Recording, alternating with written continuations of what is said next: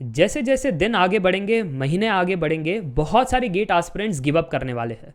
अब आप सोच रहे होंगे सर गेट एग्जाम टफ है इसलिए स्टूडेंट्स गिव अप करते हैं। नहीं, क्योंकि गेट एग्जाम लिखने से पहले, प्रिपरेशन स्टार्ट करने से पहले उनको पता था कि 10 से 12 सब्जेक्ट हमें पढ़ना है, उसके नोट्स बनाने हैं, रिवाइज करना है, प्रैक्टिस करना है, काफ़ी महीने तक ये करना पड़ेगा, तब जाकर के बढ़िया अपॉर्चुनिटी मिलेगी। तो फिर क्यों लोग गिव अप करते हैं? सबसे पहले वो अपना रूटीन मिस आउट कर जाते हैं। कुछ दिन ऐसे आ गया, डिस्ट्रैक्ट हो गए, रूटीन नहीं वापस से बैठ पा रहा है, तो सर जी हम गिव अप कर रहे हैं। दूसरा, रेडी नहीं रहते हैं फॉर दी अनएक्सपेक्टेड चैलेंजेस। कुछ हो गया, अनसर्टन माहौल बन गया, हेल्थ खराब हो गई, कुछ फंक्शन आ गया, दोस्त का कुछ हो गया तो कहीं जाना पड़ा, तो अब प्रिपरेशन की वापस से हैबिट छूट गई, सर हमको गिव अप करना है क्योंकि इतना सारा वापस से नहीं कर पाएंगे। कुछ और कारण होते हैं, फोकस नहीं कर पाते हैं, जल्दी से डिस्ट्रैक्ट हो जाते हैं, इसलिए गिव अप करते हैं। मैं आपको इस वीडियो में अगेन 5 कारण बता रहा हूं जो आपको अभी करना है, क्योंकि last 7 months are left for GATE 2023 exam. सबसे पहले, डोंट गेट डिस्ट्रैक्ट। अब गेट एग्जाम के लिए प्रिपेयर कर रहे हो, अब एटीसी की न्यूज़ आ जाती है कि एआई एटीसी में 400 वैकेंसी है, तो मन कहता है वहाँ पर भी फोकस कर ले, फिर ईएससी के लिए भी फोकस कर ले, फिर बाद में डीआरडीओ का भी एग्जाम आया है, वहाँ पर भी फोकस कर ले, एचपीसीएल का भी प्रिपेयर कर ले। तो ऐसे बहुत सारे और भी स्टेट एग्जाम्स भी आएंगे, अदर पीएसयू भी कंडक्ट करेगी, तो आप क्या सारे एग्जाम्स के लिए प्रिपेयर करोगे?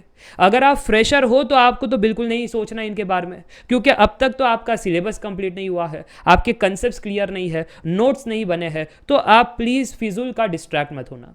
और अगर आप सेकेंड टाइम गेट एग्जाम लिख रहे हो तो सारे एग्जाम्स के पीछे मत जाना। जिस एग्जाम में आपको लगता है आपकी प्रोबेबिलिटी ज्यादा है, पॉसिबिलिटी नहीं कह रहा हूं, पॉसिबिलिटी तो लगेगा कि अरे सब कुछ दे देता हूं, डाइवर्सिफाई रहूंगा तो ज्यादा एकदम से स्टेबल रहूंगा, ज्यादा पॉजिटिव और मोटिवेटेड रहूंगा, क्योंकि ये खराब हो गया तो ये हो सकता है।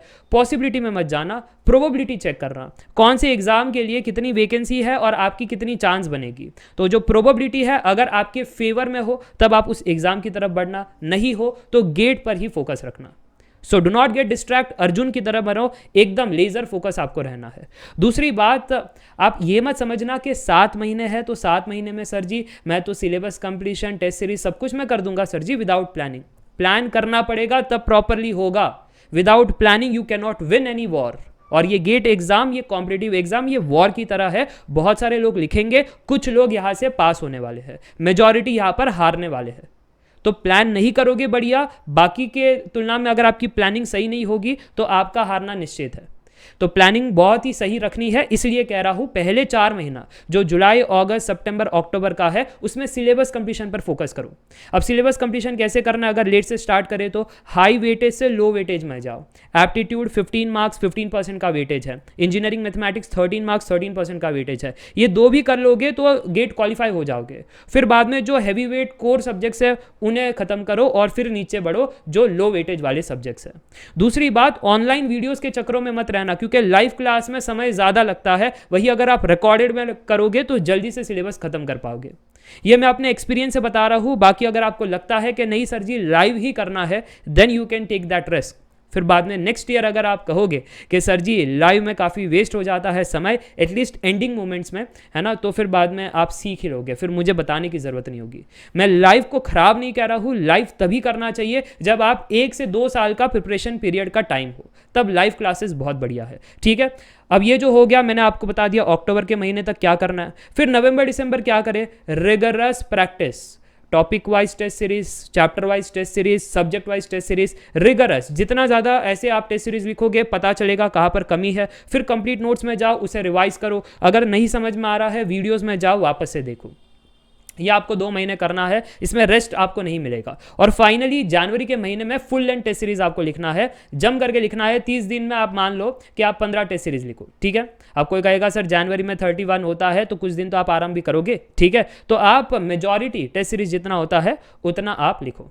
अब थर्ड पॉइंट है be ready for the unexpected challenges. जैसे सेमेस्टर एग्जाम आ गया, उस दिन उस महीने ज़्यादा पढ़ाई नहीं कर पाओगे। अगर जॉब प्लेसमेंट का कुछ सिनेरियो बन गया तो वहाँ पर ज़्यादा आप प्रिपरेशन नहीं कर पाओगे। ऐसे और भी चीज़ें आ सकती है जिसके लिए आप रेडी नहीं हो, इसलिए स्टार्ट से ही अपना अगर फ्री टाइम कुछ मिले तो उसमें भी पढ़ाई करना स्टार्ट करो। एन्जॉयमेंट का टाइम स्लॉट मत बनाओ, एन्जॉयमेंट का टाइम स्लॉट अपने आप बन जाएगा कि सर जी सेमेस्टर एग्जाम है, आधे दिन पढ़ाई कर रहा हूँ, आधे दिन कुछ नहीं है, तो आराम करो, हो गया एन्जॉयमेंट। समझ में आ रही है बातें। फोर्थ पॉइंट है सोशल मीडिया को अवॉइड करो, एटलीस्ट अभी से डिलीट कर दो। इंस्टाग्राम, फेसबुक, स्नैपचैट, अगर कोई भी यूज़ कर रहे हो ऐसे प्लेटफॉर्म जहाँ पर एंटरटेनमेंट पर्पस है और कुछ वहाँ पर कोई यूज़ नहीं है, जैसे व्हाट्सएप और टेलीग्राम में यूज़ तो है, डाउट सॉल्विंग हो जाता है, पीडीएफ शेयर हो जाती है, बट बाकी प्लेटफॉर्म कोई काम का नहीं है, डिलीट कर दो। It will save a lot of time.